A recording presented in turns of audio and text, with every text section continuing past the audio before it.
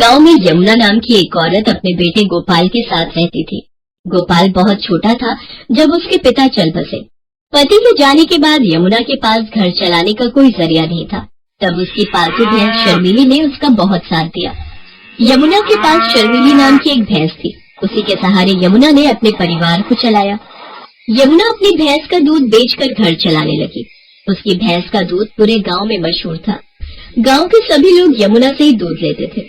कुछ सालों बाद यमुना ने गोपाल को पढ़ने के लिए शहर भेज दिया। वहीं गोपाल को सुधा नाम की एक लड़की से प्यार हो गया और उसने अपनी माँ को बिना बताए सुधा से मंदिर में शादी कर ली। आज वो गांव वापस आने वाला था। यमुना बहन, 2 किलो दूध कर देना, 1.5 किलो मुझे भी देना। क्या बात है यमुना बहन, आज तो तुम बड़ी खुश दिखाई दे रही हो। बात ही खुशी की है शारदा बहन, आज मेरा बेटा गांव वापस आ रहा है। बस जल्दी जल्दी काम निपटाकर उसी के लिए बढ़िया बढ़िया पकवान बनाऊंगी। पता नहीं शहर में उसे क्या खाने को मिलता होगा और क्या नहीं। अच्छा, तो ये बात है। चलो, बहुत बढ़िया हुआ। कब से बेटे के बिना अकेले रहते रहते तुम उदास हो गई हो। अब वो आ जाएगा तो तुम्हारे साथ काम में भी मदद कर देगा। हाँ, वो तो है। अरे आ रही हूँ शर्मिली, तू क्यों आवाज लगा रही है? मैं जानती हूँ तू भी गोपाल का नाम सुनकर बहुत खुश हो रही है। रुक, मैं अभी तुझे चारा डालती हूँ। यमुना की भैंस शर्मिली अपनी आवाज में उससे बातें कर रही थी, मानो वो भी गोपाल के आने की खुशी मना रही हो। शाम के समय गोपाल आ जाता है, पर अपने बेटे के साथ बहू को देखकर यमुना को बहुत बुरा लगता है। माँ, तुम नाराज मत हो, सब कुछ बहुत जल्दबाजी में हुआ। सुधा के पिताजी की तबीयत ठीक नहीं थी और वो चाहते थे कि हम ये शादी जल्दी से जल्दी कर लें, इसलिए मैं आपको बता ही नहीं पाया। अब मैं आपके साथ ही रहूंगा, आप चिंता मत करो। और माँ, सुधा बहुत अच्छे स्वभाव की लड़की है, आप एक दूसरे को आसानी से समझ जाओगे। ठीक है, देखती हूँ वो मुझे कितना समझती है। गांव के रहन सहन और शहर के रहन सहन में बहुत फर्क है बेटा। यमुना सही कह रही थी, गांव के रहन सहन और शहर में बहुत फर्क है। यमुना की तरह सुधा घर के कामकाज नहीं कर पाती थी, उसे तो घर का कोई काम भी करना नहीं आता था। गोपाल, तुमने मुझे कहाँ लाकर पटक दिया है? मुझसे घर के काम नहीं होते, हमें शहर वापस चलना चाहिए। भैंस का गोबर साफ करो, उसे चारा डालो, उसे नहलाओ। सारा दिन गोबर की बदबू से मेरा बुरा हाल हो रहा है। कैसी बात कर रही हो सुधा? यहाँ पर सारा कामकाज बना हुआ है। मैं तो यहाँ पर बढ़िया सी दूध की डेयरी खोलने की सोच रहा हूँ। दूध, घी, पनीर, दही और कुछ खास मिठाइयों की बहुत ही बढ़िया डेयरी खुल जाएगी। हमारी अच्छी खासी कमाई हो जाएगी। शहर में घर का किराया, खर्चा पानी इतना ज्यादा है, वहाँ पर मुझे काम सेट करने में ही सालों गुजर जाएंगे। और यहाँ पर मेरा अपना खुद का घर का काम है। हम शहर में क्या करेंगे? तुम्हें पता भी है, हमारी भैंस का दूध पूरे गांव में मशहूर है। सोचो हम कितना कमा लेंगे। और फिर हमारे यहाँ रहने से माँ को भी सहारा रहेगा, वो बेचारी अकेले काम नहीं संभाल पाती है। अच्छा, तुम काम करो, मैं थोड़ी देर बाजार होकर आता हूँ। क्या तो गोपाल ठीक ही रहे हैं। शहर में काम करने के लिए पैसों की भी तो जरूरत होगी। यहाँ पर तो अपना मकान, अपना काम है और फिर हमें तो पैसे कमाने से मतलब है। कुछ सालों में अच्छे पैसे कमा लिए तो बाद में शहर में जाकर बस जाएंगे। पर मुझे किसी भी तरह से सासू माँ से अलग होना है ताकि उस भैंस पर मेरा कब्जा हो जाए। पता नहीं, माँ जी तो बहुत चालाक है, कितने पैसे अपने अंदर करके बैठी होगी। सुधा को पता था कि गोपाल गांव में ही काम बढ़ाने वाला है, इसलिए वो अलग होने के रास्ते ढूंढने लगी। गोपाल, सुबह से काम करके मैं थक गई हूँ। मेरे आने के बाद माँ जी ने घर के सारे काम मेरे हिस्से में डाल दिए हैं। भैंस को नहलाना धुलाना, गोबर साफ करना, चारा डालना, सारी देखभाल तो मैं करती हूँ। ऐसे थोड़ी होता है, मैं अब और बर्दाश्त नहीं कर सकती। जब मैं इतना काम कर रही हूँ तो फिर मैं अलग ही रहूंगी। मुझे माँ जी के साथ नहीं रहना। और हाँ, उस भैंस पर मेरा हक है, मुझे तो बस बंटवारा चाहिए, भैंस का बंटवारा। सुधा इतनी जोर जोर से चिल्लाकर ये बात कह रही थी कि उसकी बात यमुना के साथ साथ पड़ोसियों ने भी सुन ली और सब वहाँ गए। बहू, बंटवारा, वो भी मेरी शर्मिली का?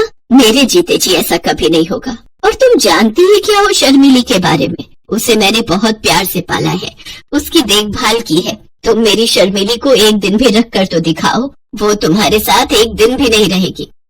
हाँ, इस भैंस की देखभाल मैं कर लूंगी, आप उसकी चिंता मत करो। पर एक शर्त है, आप बीच में दखलंदाजी नहीं करोगी। मैं जैसी मर्जी भैंस की देखभाल करूँ, आप उससे दूर रहोगी। गोपाल, अगर आज बंटवारा नहीं हुआ तो मैं तुम्हें छोड़कर शहर चली जाऊंगी।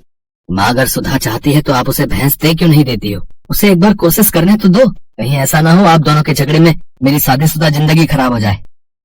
गोपाल बेटा, एक माँ कभी नहीं चाहती कि उसके बच्चों का घर खराब हो। अगर बहू की यही इच्छा है तो आज से मैं अपनी शर्मीली बहू के हवाले करती हूँ। यमुना बहन, इतने सालों से हम देख रहे हैं शर्मीली को तुमने बहुत लाड़ प्यार से पाला है। कहीं ऐसा ना हो बंटवारे के चक्कर में एक निर्दोष जानवर परेशान हो जाए। सब गांव वाले भी क्या समझाते, सुधा तो बंटवारे की जिद पर अड़ गई थी और ऐसा ही हुआ। भैंस अब पूरी तरह से सुधा के हवाले थी। गोपाल किसी काम से शहर चला जाता है। सुधा तो आलसी थी, उसने भैंस के प्रति लापरवाही दिखानी शुरू कर दी। वो सुबह उठकर ना तो भैंस का गोबर साफ करती, न उसे नहलाती धुलाती और न ही उसे समय पर चारा देती। इसी कारण भैंस कमजोर होती गई। सुधा ने इस पर ध्यान नहीं दिया। एक दिन जब सुधा भैंस का दूध निकालने गई तो देखा कि भैंस जमीन पर गिरी हुई है। ये देखकर सुधा घबरा गई। माँ जी जल्दी चलिए, शर्मीली बेहोश हो गई। क्या? शर्मीली बेहोश हो गई? मैंने तुम्हें कहा था बहू जिद मत करो, शर्मीली मेरे बिना नहीं रह सकती। गोपाल उसी समय शहर से आया और वो भी घबरा गया। शर्मीली उठ, देख मैं तुझे आवाज लगा रही हूँ, आंखें खोल शर्मीली। सुधा, शर्मीली की देखभाल की जिम्मेदारी तुमने ली थी ना, फिर उसका ये हाल कैसे हो गया? माँ, सारी गलती मेरी ही है। मैंने ही तुम्हें भैंस के बंटवारे के लिए कहा। मुझे माफ कर दो माँ। काश मैं सुधा की बात न मानता। मुझे माफ कर दो गोपाल, गलती मेरी ही है। मेरे कारण आज शर्मीली इस हालत में है। मैं सचमुच माँ जी की तरह शर्मीली की देखभाल नहीं कर सकी। माँ जी मुझे माफ कर दीजिए। यमुना दौड़कर चारे के पास जाती है और चारे को उठाकर शर्मीली के आगे रखती है। शर्मीली को यमुना के स्पर्श का एहसास होता है। वो थोड़ा सा हिलती है। ये देखकर सब खुश हो जाते हैं। यमुना अपने हाथों से शर्मीली को चारा खिलाती है। शर्मीली खुशी खुशी ढेर सारा चारा खा लेती है, मानो वो कब से यमुना के हाथों से ही चारा खाना चाह रही थी। सुधा को अपनी गलती का एहसास हो जाता है और वो यमुना से माफी मांगती है। माँ जी, शर्मीली आपके बिना नहीं रह सकती। ये आपकी भैंस है और आपके साथ ही रहेगी। बहू, शर्मीली अब ठीक है, मुझे इस बात की खुशी है। और मेरे जाने के बाद शर्मीली की देखभाल तुम्हें ही तो करनी है। जैसे मैं शर्मीली की देखभाल करती हूँ, वैसे तुम्हें भी उसकी देखभाल करनी है, ताकि हमारी शर्मीली इस तरह से कभी बीमार ना पड़े। सुधा अपनी सास की बातों को समझ जाती है। कुछ दिनों में शर्मीली फिर से ठीक हो जाती है। अब सुधा और यमुना मिलकर शर्मीली की देखभाल करती थी। शर्मीली ने फिर से दूध देना शुरू कर दिया। गांव के लोगों को भी अब ताजा दूध फिर से मिलने लगा। गोपाल भी अपनी माँ और पत्नी का आपस में प्यार देखकर बहुत खुश था।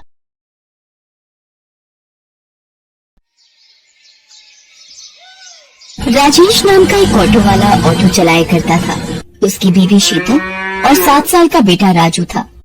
वो अपने परिवार के साथ हंसी खुशी जिंदगी बसर कर रहे थे। अजी सुनती हो? हाँ, आ रही हूँ अभी। देखो मैं तुम्हारे लिए क्या लेकर आया हूँ। हाँ बोलिए, क्या हुआ? और इस पैकेट में क्या है? खुद ही देख लो, ये लो खोलो। इसमें तो साड़ी है जी। हाँ पता है मुझे। ये साड़ी किसके लिए है? अरे मेरी प्यारी बीवी, ये तुम्हें दी है तो तुम्हारी हुई ना। ये तो बहुत प्यारी है, पर इसकी क्या जरूरत थी? इतना तो हम पैसा बचा भी नहीं पाते। और ये फालतू के खर्चे क्यों किए आपने? अरे पगली, मैं वैसे भी तुझे कहाँ कुछ दे पाता हूँ। एक साड़ी ही तो है। तू कभी कुछ नहीं मांगती मुझसे। आज थोड़ा धंधे में मुनाफा हुआ तो सोचा आज तेरे लिए एक साड़ी ले चलता हूँ। बहुत दिन से तुझे कुछ दिया ही नहीं।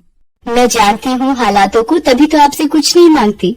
चल अब ये बेकार की बातें बंद कर और इसे पहन कर दिखाओ। देखूं तो इसमें मेरी बीवी कितनी सुंदर दिखती है। शीतल साड़ी पहनने अंदर चली जाती है और थोड़ी देर में साड़ी पहनकर बाहर आती है। आहा, देखा साड़ी कितनी सुंदर लग रही है तुझ पर। ये रंग तुझ पर बहुत खिल रहा है। इसी तरह हंसी खुशी से दिन बीत रहे थे। अचानक से राजेश की पत्नी शीतल बीमार हो जाती है और डॉक्टर की फीस और दवाइयाँ देते देते राजेश को अपना ऑटो बेचना पड़ जाता है। अब तो मेरे पास पैसे भी खत्म हो गए और शीतल की तबीयत में कोई सुधार भी नहीं हो रहा। अब पैसे कहाँ से आएंगे?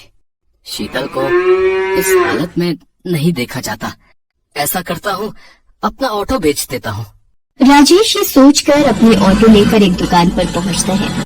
भाई मुझे ये ऑटो बेचना है। क्यों भाई, इस ऑटो में कोई खराबी है? ऑटो में कोई परेशानी नहीं है। मुझे पैसों की सख्त जरूरत है। मेरी बीवी बहुत बीमार है और मुझे पैसों की जरूरत है, इसलिए मुझे ऑटो बेचना पड़ रहा है। अरे भाई, अगर ऑटो बेच दोगे तो घर का खर्चा कैसे चलाओगे? हाँ, पर बेबी की तबीयत भी तो देखनी है। उसकी दवाइयों के लिए मेरे पास पैसे नहीं है और मुझे कुछ समझ में नहीं आ रहा है कि अब क्या करूं। अरे भाई, एक काम कर सकते हैं आप, ऑटो बेचकर एक रिक्शा ले लो, जिससे कुछ पैसे भी मिल जाएंगे और तुम घर चलाने के लिए रिक्शा भी ले लोगे। क्या समझे? बात तो तुम सही कह रहे हो भाई। राजेश बात मान जाता है। राजेश ऑटो बेचकर एक रिक्शा ले लेता है और दिन रात उस पर मेहनत करता है।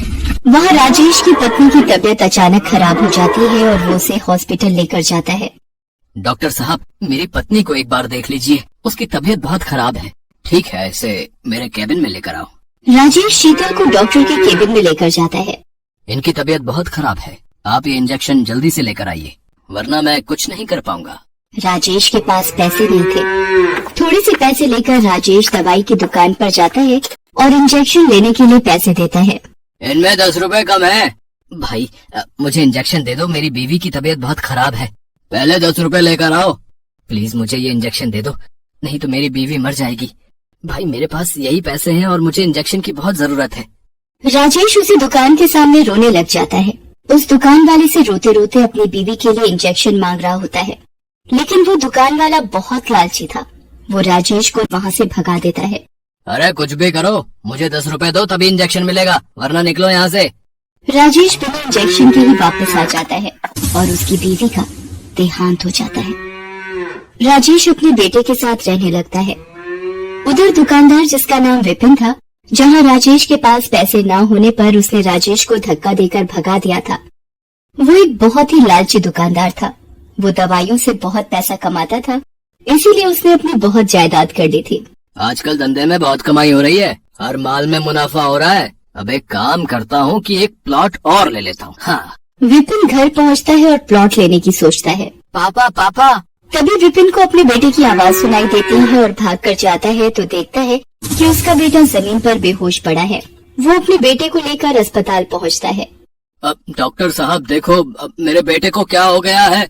ये बेहोश कैसे हो गया? पता नहीं, जब मैं इसके पास गया तो ये बेहोश पड़ा हुआ था। मुझे इसका चेकअप करना होगा। डॉक्टर उसका चेकअप करता है तो वो विपिन को बताता है। अब क्या हुआ डॉक्टर? मेरा बेटा ठीक तो है? नहीं। क्या हुआ डॉक्टर?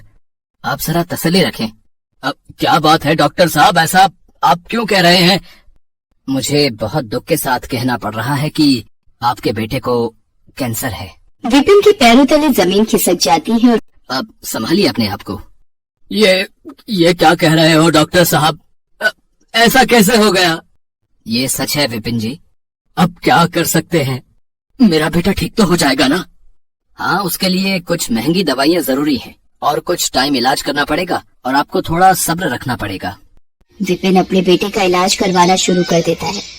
इस इलाज में बहुत पैसा लगाता है पर उसका बेटा ठीक नहीं होता। एक दिन उसके बेटे की तबीयत ज्यादा खराब हो जाती है तो डॉक्टर उसे दवाई लेने के लिए भेजते हैं। जैसे ही दवाइयों की दुकान पर जाता है, दवाई मांगता है। अब भाई, मुझे ये दवाई जल्दी से दे दो। ये दवाई तो बहुत महंगी है, क्या तुम्हारे पास इतने पैसे हैं? विपिन अपनी सारी जमीन जायदाद गंवा चुका था उसके इलाज में। अब उसके पास कुछ भी नहीं था, सिर्फ चंद रुपयों के अलावा। वो अपने सारे पैसे उसको दिखाता है और कहता है कि मेरे पास ज्यादा नहीं है, बस यही रुपए हैं। इतने में दवाई नहीं आएगी, 100 रुपए और चाहिए। पर भाई, मेरे पास इतने ही पैसे हैं तो दवाई नहीं मिलेगी। जाओ और पैसे लेकर आओ, जाओ।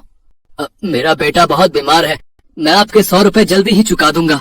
चलो हटो, निकलो यहाँ से, पहले 100 रुपए लेकर आओ। तुम्हारे जैसे रोज आते हैं, चलो भागो यहाँ से, गरीब कहीं के।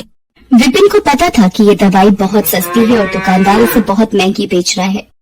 विपिन उस दुकान वाले से रो रो कर दवाई मांगने लगता है और तभी उसको वो दिन याद आता है जब उसने भी किसी जरूरतमंद को सिर्फ 10 रुपए के लिए दवाई नहीं दी थी। वो अपनी गलती मानता है और समझ जाता है कि करनी का फल तो भुगतना ही पड़ता है और विपिन बहुत रोता है। तभी दुकान वाला विपिन की हालत देख उसके पास आता है और उसको दवाई दे देता है। विपिन को दवाई के कारण अब बहुत देर हो चुकी होती है। अब कुछ देर में अस्पताल नहीं पहुंचा तो उसके बेटे का बचना मुश्किल था। विपिन भागते हुए जाने लगता है, लेकिन उसे पता था कि वो ऐसे नहीं पहुंच पाएगा।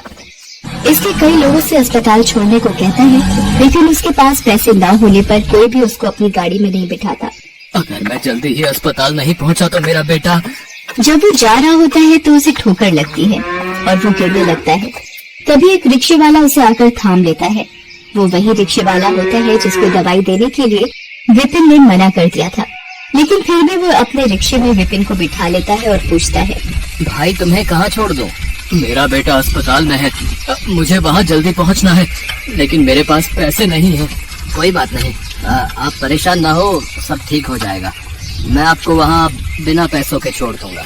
विपिन बैठे बैठे बस अपने किए पर पछता रहा होता है। उसका लालच उसके सामने आ रहा था। वो अपने किए पर बहुत पछता रहा था, पर समय निकल चुका था।